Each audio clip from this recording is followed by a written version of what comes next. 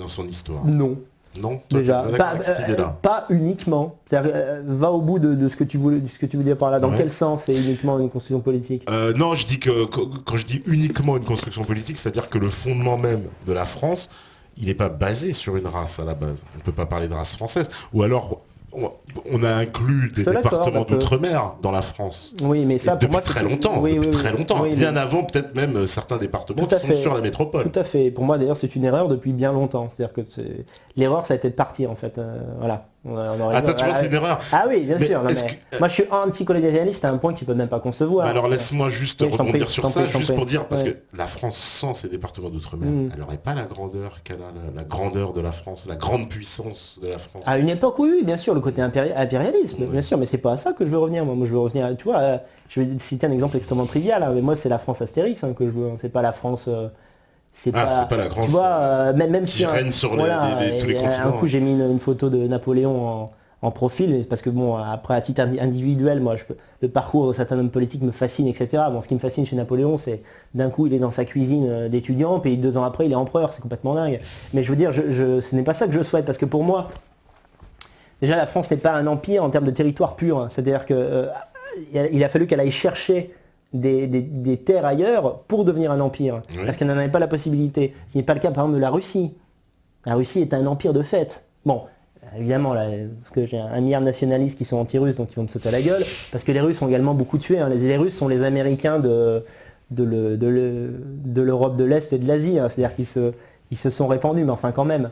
Donc oui, alors je suis d'accord avec toi sur un point, c'est que c'est plus simple de trouver une race allemande qu'une race française, pour une simple raison qui est géographique. C'est-à-dire que la France est à un carrefour. Tu vois, elle est au milieu, en fait, la France, entre l'Europe du Nord et l'Europe du Sud. Ouais. Donc, tu vois, tous les pays carrefour, par exemple, bon, je t'ai parlé de ma petite amie qui est roumaine, il n'y a pas une homogénéité raciale pure, vraiment, en Roumanie. Il n'y a que des blancs, mais qui ne se ressemblent pas forcément entre eux, contrairement, par exemple, à l'Ukraine ou aux Pays-Baltes, où vraiment on a une ethnie, on a quelque chose, quoi. Donc, mais ce qu'il faut dire aussi, c'est que mon combat est moins de faire en sorte que la France ne soit composée que de gens du pont, que dans un premier temps, l'Europe ne soit composée que d'Européens. Commençons par le plus facile. Parce que la circulation entre pays d'Europe, ça existe depuis des milliers d'années. Tu vois, particulièrement à la Renaissance, Léonard de Vinci vient en France, l'autre il va là-bas, à Stuttgart, enfin bon, voilà. Donc voilà, je suis d'accord avec toi que c'est plus difficile de dire il y a une race française. Mais d'ailleurs, je ne parle jamais de race française. Je pense qu'il y a des Gaulois, il y a des Latins. Si déjà on avait une France gallo-romaine, ce serait déjà pas trop mal. Voilà. Ouais, d'accord, entre les deux. Pas entre les deux, mais chaque chose en son temps. Écoute, écoute, si la France redevient blanche et que dans 100 ans, les gens du pont et les mecs qui sont les bourguignons et les bretons veulent qu'on dégage, on s'en occupera à ce moment-là. S'il faut partir en Italie, ça ne serait pas une tragédie, hein, crois-moi. Et d'ailleurs, Ça remarque, c'est pas loin l'Italie. c'est pas loin, c'est pas loin. C'est plus loin le Bamako quand même, ça C'est va vrai, être plus c'est vrai. compliqué. Ça va être plus compliqué. Il y a moins de choses aussi. On me dit, c'est chaud quand même, le mec tabasse les Noirs et les Arabes depuis tout à l'heure, ça passe. On arrive aux Juifs, hop, à bémol, faut assumer l'expression, Non, c'est liberté pas vrai. d'expression totale. Non, il dit ça certainement pour moi, j'imagine. Ah, pardon, Oui, pour toi parce que D'accord. j'ai dit, je pose ma modération. Ah, Mais oui, mon oui, cher, oui. j'ai Oui. des procès sur le dos. Ouais. Hein, Non mais on par va- contre, pour ce qui est de moi, il suffit de taper mon nom sur internet, si vous voulez trouver des attaques, Oui. voilà, vous en trouverez, vous en faites Oh pas. oui, il y en a beaucoup, Oui. oui, oui. Moi, je modère juste le propos, hein. Mais même Oui, sur oui. les Noirs et les Arabes, c'est pareil, je modère aussi. Alors, que penserait l'invité si un Français de souche lui disait qu'il devait quitter la France pour retourner en Italie, ou alors choisir entre ces deux nationalités? De la même manière, peut-il se mettre à la place d'immigrés africains nés en France qui ne connaissent que la France et à qui on explique qu'ils ne sont pas français? Déjà, on ne leur explique pas. Souvent, ce sont eux-mêmes qui ne se sentent pas français et qui le montrent.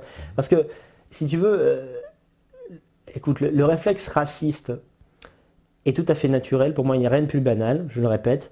Et quand, par exemple, ma grand-mère et mon grand-père sont venus en France, ils se sont fait traiter de macaroni pendant 20 ans. Sauf que eux, ils n'ont pas appelé à la rescousse SOS Racisme, ils ont baissé le dos, ils se sont adaptés aux coutumes françaises, ils ont abandonné la langue. Ça, c'est quand même un truc important. Pourquoi on ne le dit jamais? Pourquoi le niveau scolaire est extrêmement bas?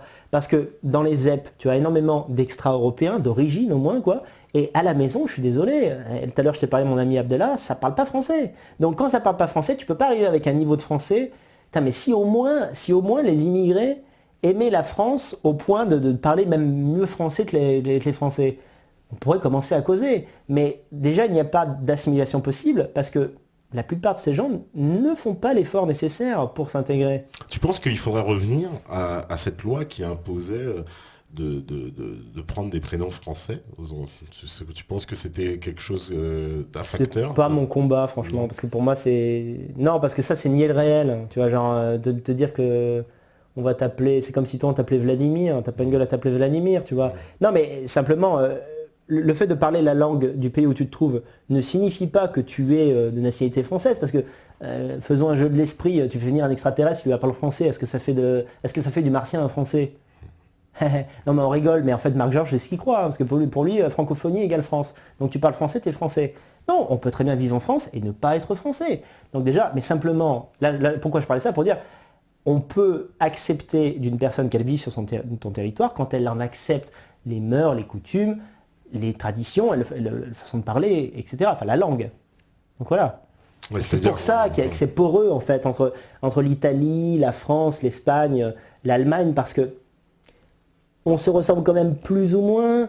On avait la même religion jusqu'à il y a 100 ans avant qu'on nous la détruise. Il y avait des liens. Quel est le lien entre un Bourguignon du cœur de la France ou un mec qui habite à Clermont-Ferrand depuis 1000 générations avec un Malien musulman qui ne parle pas français? Je veux dire, à un moment donné, le multiculturalisme, je veux dire, c'est comme faire accoupler un coq avec une chèvre. C'est pas possible. Alors, qu'est-ce qu'on me dit préfères-tu, si c'est possible, voter FN? Voilà, oui, bah t'en as Oui, parlé, j'en ai parlé, que oui. toi, justement, on a dit qu'on en parlerait. Tu votes. Écoute, moi je vote Front C'est quoi, National. par dépit ou vraiment t'y crois?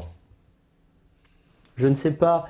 Je pense que le Front National n'a jamais été au pouvoir et qu'il mérite sa chance. Parce que ce sont des gens qui combattent depuis longtemps, qui... Voilà, il y a des points communs à trouver. Toi qui es un anti-eux, etc. On dit toujours à Marine, ouais, mais Marine Le Pen a un siège à l'Union Européenne. Mais oui, mais cette structure existe, donc elle y est. Ça serait comme de dire, je suis pas démocrate, donc on va pas voter pour Marine Le Pen. Oui, mais t'as mieux à me proposer. Ouais, Non, il n'y a ouais. pas un groupuscule fasciste qui est là devant On pour n'a les fait armes. rien là-bas. On voit, par exemple, regarde Oui. Nigel Farage, Mhm. côté britannique. Oui, oui, oui. Il est beaucoup plus virulent que Marine Le Pen, quand même. On Écoute, l'entend plus, en tout cas. moi, oui, oui, non mais t'as raison. Mais deux raisons, moi je dirais quand même, qui justifient encore le vote Marine Le Pen, c'est que je pense qu'il y a une possibilité que ce soit tout de même stratégique. C'est-à-dire qu'à un moment donné, Marine s'est dit, avec mon père, c'est pas passé. Donc vraiment, moi, je vais revenir sur presque sur tout, histoire de me faire passer pour quelqu'un vraiment de, tu vois, limite encore plus bas que l'UMP. Et une fois que tu es au pouvoir, petit à petit, grignoter des espaces pour imposer finalement sa politique qu'on a toujours eu dans la tête. Voilà, donc ça c'est la première raison. Et la deuxième de mon vote Le Pen, elle est un petit peu plus amère, c'est que je pense que quand le FN sera au pouvoir, parce que je pense qu'il le sera, ça sera peut-être pas 2017, parce que Sarkozy va nous glisser une quenelle, peut-être pas 2022, mais allez, dans 10-15 ans, le FN va être au pouvoir. Et les Français blancs ont besoin de cela, déjà parce que dans un premier temps, ça va leur faire du bien, c'est-à-dire que, parce que qui vote pour le FN souvent, c'est la France d'en bas, la France du très très bas, tu vois, la paysannerie, tu vois. Parce que aussi, un truc qu'on ne dit jamais, c'est qu'un paysan se suicide tous les 2 jours. Oui, ça... Pourtant, il n'y a pas de délinquance dans, tu vois, enfin bon, encore autre chose. Mais ces mecs-là votent pour le Front National, donc ça va leur faire un bien fou, donc une dimension, tu vois, presque de santé mentale. Mais il y a des dans un Arabes second aussi temps, qui votent Front National. bien sûr, mais dans un second temps, les gens vont se rendre compte de quoi? Il va pas se passer grand-chose. Il va pas se passer grand-chose. Et le choc va être terrible, parce que les gens vont se dire, mais ça fait 50 ans qu'on a l'espoir que le Front National passe au pouvoir, et finalement, à part 2-3 réformes symboliques, comme aller à la messe, ceci, cela, qu'on a vu avec Robert Ménard, il va pas se passer grand-chose. Et à ce moment-là, c'est là que tu les cueilles et que tu les amènes vers le national-socialisme. Pour moi, c'est donc ça que mon vote Le Pen est presque stratégique, c'est-à-dire que l'échec du Front National à avoir une politique qui remette la France debout, in fine, fera que les gens vont se dire, mais finalement, quand on dit le fascisme, etc., finalement, pourquoi pas? Parce que c'est ça, moi, c'est ça ce en quoi je crois. C'est-à-dire que je pense qu'il n'y a qu'une politique ferme et autoritaire qui puisse permettre à la France de retrouver sa couleur dans tous les sens du terme et son panache. Mais ça ne va pas nous mener... voilà, je vais faire l'avocat du diable. Est-ce que tout ça ne va pas nous mener dans on peut dire, le chaos de la Seconde Guerre mondiale comme l'Allemagne l'Allemagne a été atomisée quand même. Ah, tout à fait, oui, non, d'accord. Mais pas au sens... non, dans un premier temps, ça... Écoute... C'est-à-dire que c'est un défi incroyable quand même ce que tu dis là. Ouais, oui, mais tu sais, si tu commences à réfléchir à... Je sais que ça peut paraître odieux, parce qu'après, des discours peuvent créer des morts, etc.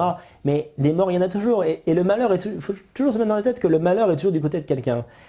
Par exemple, dans une société qui est répressive anti-homosexuelle, le malheur est du côté de l'homosexuel. L'homosexuel, il est là, genre, mais bon, je suis pédé, moi, j'aime sucer que, qu'est-ce qui arrive, quoi, tu vois, j'ai le droit d'exister. Bon, tant pis pour lui. Mais dans une société comme aujourd'hui, qui est malheureux? L'hétérosexuel, fier de lui-même, est pudique. Parce qu'aujourd'hui, nous vivons dans une société incroyablement impudique. Donc, tu vois, par exemple, dans la société d'aujourd'hui, il y a des laissés-pour-compte. Tu vois, il y a des clochards blancs.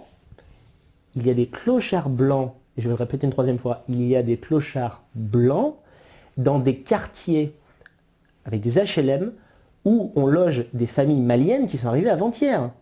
Donc, le malheur, il existe. Il est juste que le malheur est d'un côté que je n'aime pas puisqu'il est de mon côté. Donc voilà, c'est pour ça que moi je pense que la démocratie, après si on entre dans un truc, on est dans les 15 heures d'émission, la démocratie, si tu veux, c'est fait pour un seul type de communauté et c'est la communauté qu'on connaît. C'est cette communauté-là qui a inventé la démocratie. En dernière instance, ça ne lui sert qu'à elle. Vous, quand je dis vous, c'est un concept général, l'immigré, vous n'êtes que des pions. C'est-à-dire que le jour en fait où vous ne leur serez plus utile, ils trouveront une autre chose. Et d'ailleurs, on le voit parce qu'il y a de plus en plus de juifs qui votent Front National. C'est-à-dire que c'est quand même incroyable. Non, mais ça c'est vrai, hein, c'est des statistiques. Hein. C'est-à-dire que, il leur fait des clins d'œil aussi, le Front National. Certes, oui, c'est-à-dire qu'ils ont arrêté le côté antisémite du rafour crématoire. Mais c'est quand même dingue à quel point la politique n'a aucun sens. Si tu regardes bien au sens général et sur une durée incroyable, t'as quand même des juifs qui commencent à voter Front National en disant il y a quand même trop de noirs et d'arabes en fait quoi. Tu te dire mais t'es au courant qu'en fait c'est ton grand-père qui les a fait venir. Tu vois, c'est dingue, mais c'est comme ça que ça se passe. Donc il est nécessaire d'avoir de mener une politique ferme, et je pense que pour moi l'ennemi numéro 1 au niveau politique, c'est la démocratie. Alors évidemment les gens vont hurler, mais alors qu'est-ce que tu dis, tu veux un tyran? C'est pas ce que je dis, mais l'idée selon laquelle, en laissant les gens se gouverner eux-mêmes et voter selon la logique de leur bon sens qui est inexistant, parce que sinon les gens ne voteraient pas au UMPS depuis 40 ans, encore faut-il que ça ne soit pas trafiqué, encore autre chose, mais c'est une idée qui est absurde. C'est-à-dire que le commun des mortels n'a pas le pouvoir de s'autodiriger. Et moi qui me considère comme intelligent, moi-même je n'ai pas le pouvoir de m'autodiriger. Je trouve tout à fait normal qu'une société, qu'un pays aussi grand que la France, bon à l'échelle d'autres pays c'est plus petit, mais c'est quand même grand la France, soit dirigée d'une main de fer, avec de la poigne. Et donc c'est pour ça que moi je suis authentiquement, je veux dire que, bon ça c'est pas interdit de le dire, je suis authentiquement fasciste. Et je vais te dire pour moi la différence, je vais encore faire une petite parabole, entre le démocrate et le fasciste. Pour moi le démocrate, ça ce truc de poivre en fait c'est un objectif, tu vas atteindre. Donc l'objectif est ici. Pour moi un démocrate c'est un mec qui se dit, bon pour ne pas vexer les sensibilités, celui-là je vais faire ça. Et souvent, à la fin, soit parce qu'il le fait exprès, soit parce qu'il trouve une andouille, de façon François Hollande, il le loupe. Tu vois. Pour moi, le fascisme, c'est... Il y a un objectif. Voilà. C'est-à-dire que tu veux lutter contre la délinquance, 50 ans de tôle quand tu violentes une femme alors que tu es un homme. Tu vois, tu es un étranger de deuxième ou troisième génération, je ne te parle pas d'un métis, un étranger, c'est-à-dire le mec qui a eu sa carte d'identité la semaine dernière, tu vois. T'as caillassé un pompier, tu dégages. Tu dégages. Et là, on va pas te dire le pays ne peut pas l'accepter. Non. Tu destitues de sa nationalité, le mec rentre chez lui. C'est comme ça que ça se passe. Et c'est pour ça que moi, quand j'ai compris que c'était ça, la doctrine fasciste, après tu as toujours des dérives. Ouais. Mais après tout, écoute, il y a encore des gens qui se prétendent communistes après Staline. Pourquoi ne pas se prétendre national-socialiste après Hitler? Tu vois, je ne dis pas qu'Hitler, tu vois, tout. Parce qu'il y a un tabou, c'est vrai quand même. Ah bah oui, parce qu'il y a 100 millions de morts, Staline, et encore, on ne les compte pas tous. Hein. Après, Hitler, on ne sait pas exactement le nombre de morts, c'est discuté. Mais il y en a eu beaucoup aussi, mais il y en a eu beaucoup moins. Et pourtant, voilà. C'est vrai qu'on nous parle, alors justement... Et Mao, je t'en parle même pas, donc le communisme... Ça tombe bien, on peut faire comme ça cette transition avec ton personnage du dictateur. Oui, c'est très bien, parce que finalement, on n'a pas parlé de... Parce qu'on n'en a pas encore parlé, mais c'est vrai que... Alors, ce personnage, le dictateur, c'est quoi? Il reflète un peu, il dit tout ce que tu penses, c'est ça? C'est quoi? Oui et non. Dans son attitude, le dictateur, c'est tout le contraire de moi. Parce que c'est quoi le dictateur? C'est quelqu'un qui a le mépris aristocratique des races supérieures. Ouais. C'est-à-dire que, en fait, si tu veux, le dictateur, c'est un mec de 1850, on l'a catapulté aujourd'hui et il ne comprend rien au monde. Et là, genre, mais qu'est-ce qui se passe? Tu vois, avec ses mots à lui, il y a des youtres partout, il y a des nègres, qu'est-ce qui se passe? Et donc, de cette folie, enfin, de son Olympe, il regarde ce monde-là et il en parle avec son niveau de langage un petit peu élevé, etc. Bon, mais pourquoi j'ai fait ça? Ben en fait, je ne sais pas pourquoi je fais ça, parce que souvent, quand on est un artiste, on fait des choses, on ne sait pas pourquoi. Ça, c'est la vraie réponse. Mais une réponse un peu trafiquée, c'est de dire que, en fait, je pense qu'à un moment donné dans ma tête, je me suis dit, c'est pas possible de voir qu'on ne peut rien dire sur certains sujets. C'est-à-dire que les gens s'interdisent tellement de penser des choses sur la race, sur les communautés, sur la guerre, etc. Enfin, en gros, il y a tellement une langue de bois absolument affreuse que les gens s'interdisent tout. Et donc le dictateur, lui, c'est le contraire. Le dictateur fonctionne comme une catharsis. C'est-à-dire que le mec qui tombe sur le dictateur et qui pense un peu ce que je dis, si tu veux, c'est comme si tout son pu sortait de son corps, en fait. Tu vois, ça le purifie. Oui. Tu vois, mais parce que c'est le rôle premier d'un pamphlétaire. De la même manière que quand tu lis les pamphlets de Céline, si tu veux, ou de Rebatté, enfin tu vois, Rebatté, Brasillac, Céline, tu vois. Donc un mec qui a fait de la tôle, un mec qui est mort et un mec qui s'en est sorti, et bon. Bref. Non, mais je ne vais pas parler de contenu, je vais parler du processus. Mais quand tu lis un bouquin de Céline, mais c'est à pleurer de rire, parce que c'est tellement du jonglage avec de l'amalgame. Enfin, tu vois, si tu veux, pour Céline, un juif est un mélange de japonais et de noir. Ça n'a aucun sens, c'est même pas vrai au sens historique. Mais c'est quoi en fait le boulot du pamphlétaire? Le boulot du pamphlétaire, c'est de prendre le bloc de la réalité, de le tailler en 2-3 endroits, mais en gros de le montrer dans sa grossièreté et de dire voilà putain, le monde c'est ça. Avec des fois des erreurs, avec des fois des conneries, avec des fois des grossièretés. Tu vois, genre voilà, tous les Roms ne sont pas des voleurs. Mais bon, tu vois, tous les Roms ne sont pas sales, tous les Roms ne sont pas ceci. Mais globalement, en plus, je cite les Roms parce que c'est une population sur laquelle tout le monde est à peu près d'accord. Y compris d'ailleurs les Roumains. Ah non, ils sont pas blancs les Roms. Ah. Ils sont pas blancs. D'ailleurs, tu sais que les Roumains, je parle encore de ma petite amie, parce que je l'aime beaucoup, donc je la citais souvent, tu sais, quand on aime quelqu'un, quand on aime quelqu'un, on dit souvent son prénom, par exemple. Enfin, bon. Bref, les Roumains ne comprennent pas ce qu'on fait avec les Roms, en fait. C'est-à-dire qu'ils sont là, mais comment ça se fait que vous les avez recueillis? Ça fait 200 ans qu'on essaie de s'en débarrasser, en fait. Et on pensait que vous étiez un pays civilisé, donc qui avait de l'esprit et qui avait du bon sens. Parce que c'est une population qui ne s'est jamais intégrée, parce qu'elle n'a jamais voulu s'intégrer, qu'elle ne s'intégrera jamais. Les Roms sont nomades, les Roms ne considèrent pas le pays où ils sont comme un pays. D'ailleurs, par certains aspects, ils ressemblent pas mal à la communauté juive, je parle d'un terme conceptuel, même si ça n'a rien à voir, c'est le nord et sud, quoi. Mais voilà, donc le dictateur, je sais pas comment le résumer exactement, mais c'est quelqu'un qui fait du bien, je pense, à une France sclérosée qui n'ose plus dire les choses telles qu'elles sont. Et comme tous les extrémistes, car le dictateur est un extrémiste, c'est quelqu'un qui fait des raccourcis, c'est quelqu'un qui peut se tromper, c'est quelqu'un qui exagère, ça c'est clair. Ouais, c'est du 70e degré des fois, non? C'est pas tellement en termes de degré d'ironie, c'est en termes d'exagération. Tu vois, par exemple, j'ai fait une vidéo, ma vidéo d'octobre s'appelle Death Experiment, où en fait, pour mettre dans la gueule de la communauté juive que ces gens ne se mélangent jamais, je force un homme politicien juif à se mélanger dans une maison où il est confronté à plein d'autres groupes ethniques. Voilà. Et par exemple, dans ce... donc je dis que chacun des groupes ethniques a un défi à surpasser. Et par exemple, le défi des Noirs, par exemple, c'est d'arrêter de manger du poulet et de passer à du bœuf. J'ai bien conscience que tu as mangé autre chose que du poulet dans ta vie. Cependant, lorsque tu te rends dans un KFC, tu te rends compte qu'il y a une affection pour la viande de volaille chez les hommes et les femmes noires en général. Tu vois, lié à la tradition, en fait, ça n'est aucun problème.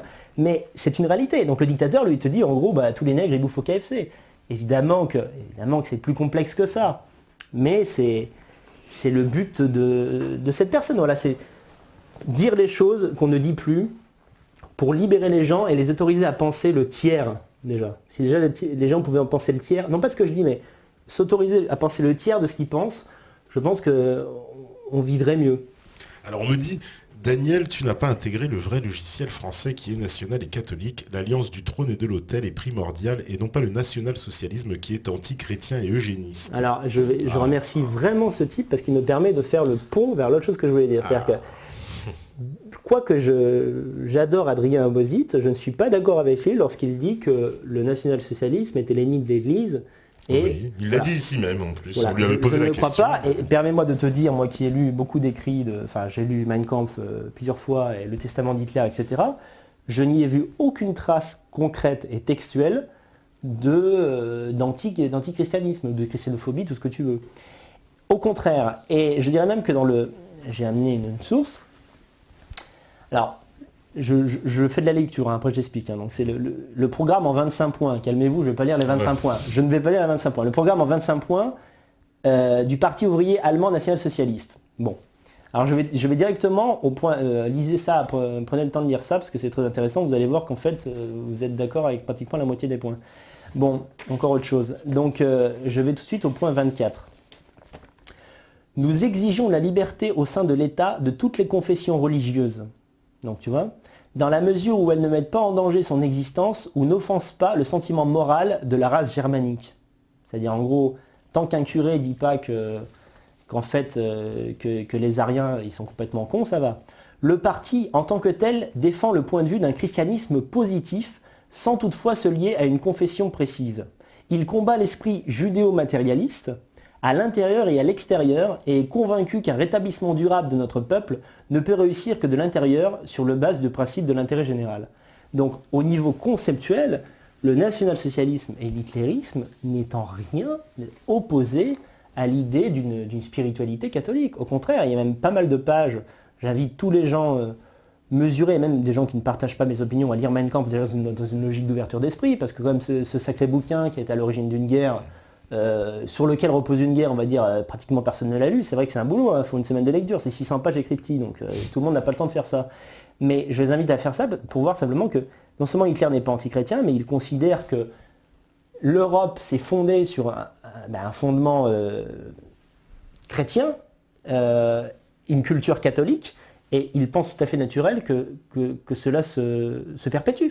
Même si voilà, l'homme nouveau n'a plus vraiment besoin de ça, on peut aller au-delà, mais le socle, il est hors de question que Hitler démolisse des églises, etc. Après que tu me dises que dans le régime allemand, il y a eu des dégénérés, des gens complètement dingues, des tortureurs, tout ça, Visconti, on a parlé dans un film, les Danny Visconti, un film magnifique, où il te parle de la, comment dirais-je, du caractère complètement déliquescent de la morale de certains SS et de certains SA, bon ok, mais en termes conceptuels, ça ne s'oppose pas. Mais par exemple, Hitler, il concevait, on peut dire, la race allemande, la race aryenne, comme une race à part. C'est-à-dire, pour lui, les Français formaient une autre race. Oui, tout à fait. Enfin, non, mais il était raciste à un degré qu'on ne peut même plus concevoir aujourd'hui. Mais où veux-tu en venir en disant cela? Oui, c'est-à-dire que, non, parce que lui, il n'était pas sur le logiciel blanc, il pensait... Oui, mais alors, ça aussi, oui, d'accord. Ce que tu me dis me fait rebondir aussi sur quelque chose c'est que souvent, on te dit, voilà, l'hitlérisme, le national-socialisme, c'est quand même deux choses pas tout à fait exactes. Et le christianisme s'oppose parce que le christianisme est universaliste, comme d'ailleurs l'islam, alors que le nationalisme, non. Voilà. Alors, ça reprend plus un peu sa question. Bon, très bien. Alors en fait, le christianisme n'est pas universaliste dans le sens du monde profane, c'est-à-dire du monde d'ici. C'est-à-dire que nous serons unis dans la foi et nous irons au paradis au même endroit avec un chrétien gabonais et un chrétien blanc. Cela ne signifie en aucun cas au niveau politique que ces deux personnes doivent coexister en un même endroit. Parce que ça, au contraire, c'est Babylone. Et Babylone, c'est l'ennemi du Christ. Tu vois? Donc souvent on te dit, de toute façon, mais les gens n'ont rien lu. Les gens te disent, oui mais Daniel, t'es méchant, tu dis que t'es chrétien, mais tu tends pas l'autre joue. Mais il y a une différence entre tendre l'autre joue et se laisser sodomiser. Tu vois, ça n'a rien à voir. Jésus parle en termes d'allégorie. Tu vois, ça n'a absolument rien à voir. Et de la même manière, ce n'est pas écrit dans les évangiles noir sur blanc, oui salut, en fait, il faut que vous viviez tous ensemble, le noir doit coucher avec le blanc, le japonais doit coucher avec le juif, tu vois. Donc le national-socialisme et le christianisme, loin de s'opposer, pour moi peuvent même trouver un point de jonction. Et c'est quelque chose que je vais développer dans la suite de mes œuvres, donc je laisse ça un peu en suspens. D'accord. Donc, Mein Kampf, alors on me dit Mein Kampf n'a rien à voir avec le national-socialisme, à la française encore moins, il faut vraiment être un nostalgique du Troisième Reich pour d'éviter de telles rasaneries. Mais non, je l'ai dit que c'était pas pareil. Et on dit, tu penses quoi du national-socialisme à la Chavez? Je pense que c'est pas du national-socialisme parce que Chavez est antiraciste. Et tu ne peux pas Chavez que j'apprécie par ailleurs, hein, sur plein de points. Mais Chavez est violemment antiraciste. Or, ce qu'il faut se mettre les gens, parce que sinon j'ai pas expliqué l'essentiel. Moi quand je dis raciste, je n'emploie pas ce mot au sens péjoratif du terme. Le racisme, c'est l'idée de préférer vivre avec des gens de sa race plutôt que d'autres gens. C'est ça la définition stricte et première du racisme. Ce n'est pas autre chose. Ce n'est pas en gros les gens ne valent rien, on va tous les tuer. Tu vois, ça c'est la conquête, c'est autre chose, c'est pas du racisme. Donc, par ses discours, par son attitude, par son charisme, Chavez est éternel. Mais pour moi, Chavez n'a pas mené une politique nationale-socialiste parce que, évidemment, alors tu vas me dire, oui, mais il n'y avait pas des étrangers chez lui, parce que personne ne veut aller au Venezuela, si tu veux quoi. Mais quelle race lui-même, Chavez? C'est un Indien. Oui, mais que veux-tu dire par là? C'est un autochtone.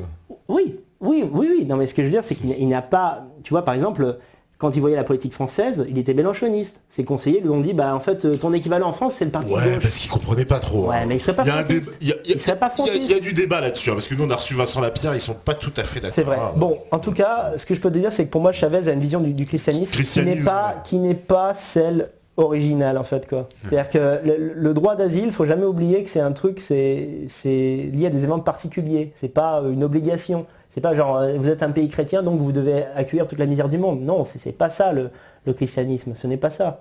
Le christianisme, pour moi, c'est la théorie des cercles concentriques. C'est-à-dire, apprends à aimer ton voisin. Ton voisin, c'est d'abord celui qui est le plus près de la proximité physique. C'est-à-dire qu'en fait, aime ta mère, aime ton père, aime ton fils, aime tes amis, aime les amis de tes amis, etc. C'est comme ça. C'est le contraire du gauchisme en fait. Le gauchisme, c'est genre aime les Tibétains et puis écoute, ta mère est en train de crever du cancer et qu'elle aille se faire foutre de votre national. C'est ça un gauchiste, tu vois. Donc voilà. On me dit peuple pur, race élue, même combat. C'est vrai qu'il n'y a pas un côté un peu peuple élu, un peu dans ce... Ah oui, alors oui. Je vois ce que ce métanote veut dire.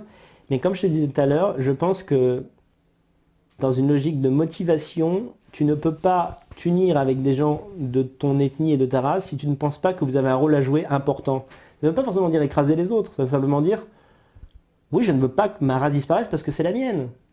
Donc l'élection en fait peut être entendue de différentes manières, mais un peuple élu, c'est d'abord... C'est ton peuple, donc tu as envie que ton peuple survive, c'est tout à fait logique, mais moi je ne t'ai jamais dit à ma connaissance, je veux non seulement que les Blancs soient maîtres chez eux, déjà ça va être un combat de je sais pas combien de siècles, mais en plus de ça, après ils vont aller se venger, ils vont retourner en Afrique pour tout le mal qu'on leur a fait, ou ils vont retourner ou en Israël. Non, c'est pas ça que je te dis. Au contraire, je pense que c'est une...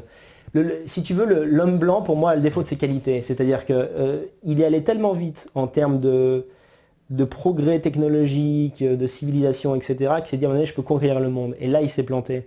Il s'est planté parce qu'il a essayé d'imposer sa vision du monde aux autres, ce qui déjà était immonde en termes d'intrusion. Genre, salut, d'ailleurs, Diodo en parle très bien de ça, genre, salut, est-ce que tu connais Marie, quoi? Le mec est là avec son, tu vois, non, moi j'ai le dieu de la forêt, c'est vrai, tu vois. Déjà, donc c'était déjà immonde sur le plan moral, mais en plus de ça, c'était idiot sur le plan stratégique parce que tu vois, tu ne peux pas, de la même manière que tu ne peux pas arriver en Irak en disant toc toc c'est la démocratie. Si tu veux, les peuples et le monde musulman, la démocratie, ils ne savent même pas ce que c'est. Donc, il est clair, et là je suis d'accord avec les antiracistes, au moins sur ce plan-là, il est clair que le blanc a péché par orgueil. Et cela ne doit plus jamais se reproduire. C'est-à-dire qu'il faut encourager les gens extra-européens à retourner chez eux dans une logique identitaire de retour aux racines. Et il ne faut plus jamais retourner les emmerder. Voilà. Voilà. Ouais, parce que ça, on me dit le nazisme est luciférien comme le communisme et le capitalisme, donc anti-chrétien. Ouais, mais ça, il n'y a que de l'affirmation. Alors tu demanderas à ce métano qui m'explique en quoi le nazisme est luciférien en fait. Parce que Hitler, il a quand même participé à des sociétés cheloues, des sociétés de tuilés. Écoute, soyons sérieux, une Allez, émission Troller. sérieuse. Non mais ok ça. Non mais attends. Ça existe, tu peux pas quand même le... Non mais tu vois, même à ce moment-là, Dieudonné aussi, tu sais, je sais pas si t'es au courant, mais en 2001, il a fait une conférence de notes maçonniques, tu vois. Non mais voilà, non mais on peut pas, ça peut pas marcher comme ça. Ou comme l'histoire de Hitler est allé au centre de la Terre, s'il te plaît, s'il y a un métanote qui me demande ça, moi je... non, mais si tu veux... Non, mais on a déjà parlé de ça. C'est de ça qu'il a tiré son génie, tu vois. Alors il y a aussi un truc... Ouais, mais tu peux pas balayer quand même le côté occultisme. Si, je le balaye parce que les sources sont pas... C'est pas fiable, tu penses, toi? C'est pas que c'est pas fiable, mais je veux dire, là je suis rénoiriste là-dessus, c'est-à-dire que sur l'ensemble d'une œuvre, le fait qu'à un moment donné, il allait boire un café avec des mecs de la société de Tulé, on en a rien à foutre. Le projet nazi, écoutez, tous ces gens-là, excuse-moi, je vais être un peu irrespectueux vis-à-vis de certains métanotes, vous avez plutôt une culture YouTube et pas une culture livresque. Parce que si vous aviez une culture livresque, vous sauriez qu'en fait, il n'y a rien de mystique dans le nazisme. Parce que déjà, je vais te dire un truc, un scoop société secrète, c'est que les sociétés secrètes ne donnent jamais leur objectif. Parce que s'ils le donnaient, en fait, on leur démontrait la gueule, en fait. Que si les maçons disaient, nous, en fait, notre but, c'est que Satan règne sur Terre. Hein, ils le disent pas, donc c'est pour ça qu'ils nous la foutent dans le cul. Alors que, et ça aussi, c'est une idée qu'on a généralement sur les mouvements d'extrême droite, et c'est très bien que je parle de ça, parce que je voulais vraiment en parler, c'est que on dit souvent du fascisme qu'il avance tête baissée. Enfin, plutôt qu'il avance avec un voile. Genre, attention, tu sais, par exemple, les gens qui sont anti-Front National, vous verrez quand ils seront au pouvoir, ils vont tuer des gens. Oui. Bon, et en fait, le nazisme, et à travers l'écriture de Mein Kampf, c'est 1920 et quelques, 1924, je crois. Donc, le plan, il était exposé. Il n'y avait rien de caché. Il n'y avait rien de secret. En quoi est-ce luciférien? C'est pas luciférien du tout. Ce qui est luciférien, justement, c'est la sinuosité. Et le nazisme, c'est la clarté. Dans l'horreur parfois, parce que c'est genre en gros, on a la race supérieure, vous dégagez. Mais en tout cas, tu peux dire qu'ils sont méchants les nazis, mais tu peux pas dire qu'ils sont, qu'ils cachent des choses. Tu vois, qu'il y a une mystique, quelque chose qu'on voit pas, etc. Non, c'est au contraire, c'est limpide, c'est clair comme de l'eau de roche. Oui, quand même, il y a des gens très très bizarres autour d'Hitler quand même. Après, on peut dire oui, ça n'a pas d'influence, mais quand même, ils étaient là, ils ont une influence. Il y a des gens qui ont participé. Écoute, moi, en tout cas, dans le projet politique, je ne crois pas que... Bon, tout ça participe aussi d'un truc que j'aime pas, c'est que j'ai l'impression que les gens ont une haine des élites qui est justifiée, évidemment, par l'horreur du quotidien qui est due à ces mêmes élites, mais les gens pensent que tout ce qui se produit d'extraordinaire est forcément le fruit d'un complot ou d'une chose qui n'est pas, qui n'est pas possible en fait. On va te dire, voilà, par exemple tel attentat, ça n'est pas possible que ça ait été fait, attention, hein, le 11 septembre, je dis pas que le 11 septembre c'est la version officielle, je te dis quand même, cette réaction permanente, où chaque fois qu'il se passe quelque chose d'extraordinaire, par exemple, c'est vrai que le parcours d'Hitler est extraordinaire par sa rapidité. On va te dire, ouais, mais il y a des choses louches, il était financé par ceci, cela et tout machin. Non, oui, mais le parcours d'Hitler était extraordinaire parce qu'il était extraordinaire. Ouais, cet homme était extraordinaire. Américains, les financements Rothschild, ils existent. Mais toi ou moi, on me donne un financement Rothschild, moi je t'assure que je fais pas de l'Allemagne ça parce que j'ai pas le talent de ces gens-là. Donc il n'y a pas seulement la dimension par qui, par quoi, qui a fait quoi. Il y a aussi à un moment donné des choses spontanées qui se produisent dans le monde et qui sont liées au talent des gens. Moi je vois le nombre de gens qui te disent, parce que bon, dans le milieu nationaliste, nous des terroristes blancs, on n'en a pas 50 000. Le dernier c'était Breivik.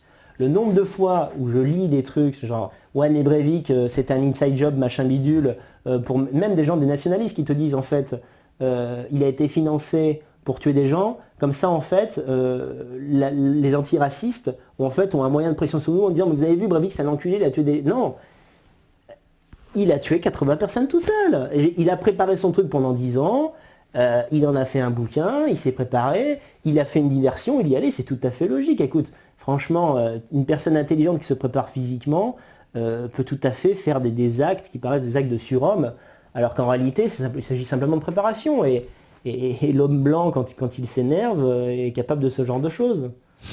Non, mais c'est pas Faut du pas tout énerver les blancs, quoi. Bon, on va faire la petite pause. Je réponds, attends, parce qu'on me dit oui, te pas répond, réagis. Le mec te dit que c'était écrit, donc ça légitime l'horreur. Réagis quoi à la révolte. Écoute, mon cher, à la révolte, ça légitime. Mais l'horreur de quoi? Hitler aurait gagné, l'Europe aurait été blanche. Pour eux, quelle horreur. Ouais, non, puis surtout, il y a eu de l'horreur des deux côtés. C'est-à-dire qu'il faut bien reconnaître que même s'il y a eu de l'horreur du côté des nazis, on peut pas occulter l'horreur des Américains qui bombardent Hiroshima. on va pas occulter l'horreur C'est des clair. Russes, etc. Je veux dire, tout le monde c'est une guerre de bouchers, je pense que sur La Seconde Guerre mondiale. voilà, c'est comme si tous les bouchers se valent. Hein. Pour moi, alors oui, Daniel, il pense ce qu'il veut, il dit tout était écrit, ça justifie pas l'horreur. Réagit, non, je suis désolé, il dit ce qu'il pense. Et dans ce cas aussi, je dois réagir sur les Russes, je dois réagir sur les Américains, et puis on réagit jusqu'au bout pour se lever contre l'horreur. Mais l'horreur, elle était, il me semble-t-il, de mon point de vue, en tout cas, guerre, partout. Voilà, ouais. c'est pas, on peut pas, voilà, elle était du côté allemand comme elle était du côté russe, comme elle était du côté américain. Parce que je pense pas que les Allemands qui se prenaient les bombes sur la gueule et les Français aussi au passage. Dans des villages, parfois, il n'y avait même Voilà. pas de nazis. Hein. Voilà. Des villages détruits par des Américains. Bon, enfin bref, les frappes chirurgicales. Voilà, oui, non, mais c'est pour dire, c'est pour dire ouais, que ouais. les réactions sont partout. Donc voilà. Tout à fait. Juste pour répondre à ça, et puis de toute façon, on va revenir. Et ouais, ça discute beaucoup. Hein, je te dis, tout le monde n'est pas d'accord. T'as les pro-conversado, t'as les anti-conversado. En tout cas, on va revenir après, puis on répond à vos questions, Très à bien. vous, la régie. À tout à l'heure.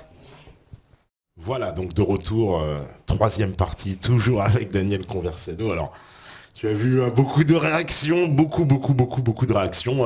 Voilà, il y a des partisans qui sont absolument d'accord avec toi, ça discute beaucoup, d'autres qui sont pas du tout d'accord avec toi. Il y a pas mal de questions différentes. Voilà, il y en a une question, tiens, pourquoi Dieudo t'a licencié? C'est vrai. Dieudo m'a licencié parce que je m'entendais très mal. Alors c'est ma version, hein, bien sûr, vous avez le droit de ne pas y croire. Hein. Il m'a licencié parce que sa femme me détestait littéralement, pour des raisons que j'ai toujours ignorées. Tu sais, le délit de sale gueule, le j'aime pas ta gueule. Ce qu'elle n'aime même pas, c'est que Dieudo, au départ, m'a intégré dans la Dieudo-sphère parce qu'il voyait en moi un artiste. Et en fait, Dieudo étant un artiste, j'arrivais à communiquer avec lui. Ça peut paraître dur à dire, mais pour les gens qui ne connaissent pas Dieudo, c'est un mec plutôt lunaire dans la vraie vie. C'est pas un mec qui est... Tu vois, d'ailleurs, souvent les comiques sont pas des fanfarons dans la vraie vie. Contrairement, par exemple, tu vois, Soral est beaucoup plus fanfaron que Dieudo, en réalité. Et donc, mon côté... Moi aussi, j'ai un côté un peu lunaire et tout, que Dieudo a apprécié dans un premier temps. Sa femme me détestant tellement, si tu veux, il y a eu des problèmes d'entente qui n'ont fait que s'accroître avec le temps. Et ça a culminé parce que j'ai été accusé d'avoir dérobé au mariage de Dieudonné, auquel j'étais invité, mais non pas en tant qu'ami, mais simplement pour filmer. En fait, on m'a accusé d'avoir dérobé des bouteilles de champagne, ce qui est littéralement impossible. Parce que j'en aurais dérobé 12. En fait, c'est littéralement impossible parce que le frère de Noémie, qui est donc complice dans cette histoire, m'a amené à la gare de Houdan le lendemain matin. Donc en fait, sauf à mettre en fait, des bouteilles de champagne dans mon anus, je n'aurais pas pu en voler. Donc cette réputation de voleur et de mec qui coûtait de l'argent à la main d'or alors que mon activité n'était pas si grande que ça, ce qui est un comble parce que je n'ai pas envie de...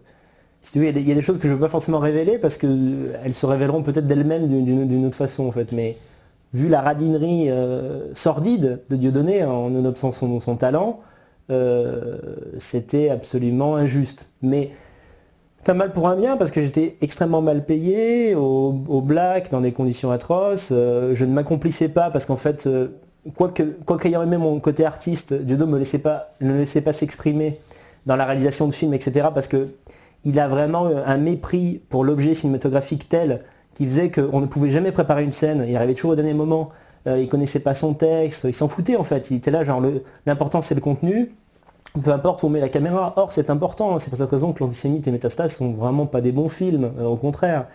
Donc j'ai toujours une affection pour ces films parce que j'y ai participé, j'ai vécu des belles expériences humaines, etc. Je veux pas cracher totalement dans la soupe. Mais Dieudo m'a viré parce que l'espérance de vie d'un mec qui bosse à la main d'or est d'1 an, parce que les gens qui y travaillent sont complètement fous. Voilà, voilà je le dis, mais c'est tellement anecdotique. Alors c'est anecdotique, bien sûr, les gens, dès que ça parle de Dieudo, ils veulent tout savoir. Mais c'est anecdotique de la même manière que dans tous les boulots du monde qu'on peut exercer, on a affaire à des crétins parfois et tout. Et il y a une ambiance à la main d'or qui est pourrie. Voilà. Bah, écoute, on me dit aussi, et c'est une question, c'était Roman qui dit tu as avoué avoir participé Oui. au feu site boulevard Hitler. Peux-tu nous en parler? Je pourrais dire un truc mystérieux comme que c'est peut-être un site qui va renaître de ses cendres sous une autre forme. Un jour ou l'autre. D'accord, un jour ou l'autre à suivre. Alors, Voilà, cette voilà. affaire. Parce que c'est un site qui avait fait beaucoup, Oui. beaucoup Ça parler. donne aussi l'occasion de dire que aujourd'hui même, j'ai mis en ligne mon site internet. Alors je vous prie d'être, comment dirais-je, d'être gentil avec moi parce que en fait, Je me suis dépêché de le finir pour ce soir pour pouvoir l'annoncer. Donc il y a encore quelques petites coquilles, quelques petites fautes d'orthographe. Je vais évidemment, pour un mec de lettres, ça le fait pas, mais je les ai vus tout à l'heure, j'ai pas eu le temps de les changer. Mais donc c'est simplement danielcommersano.com, je pense qu'il est activé, vous pourrez peut-être le tomber dessus de suite. Il n'y a pas encore beaucoup de contenu, mais à présent, je vais un peu délocaliser ma production, beaucoup moins publier sur Facebook et publier sur mon site où il y aura une rubrique journal intime. Il y a une rubrique vidéo, je relayerai mes vidéos, une rubrique contact, c'est un site classique, mais où ma position politique et littéraire est clairement affichée. Et toi, parce que j'ai vu tes vidéos, elles sont... Oui. Alors t'es sur YouTube, mais t'es sur YouTube aussi.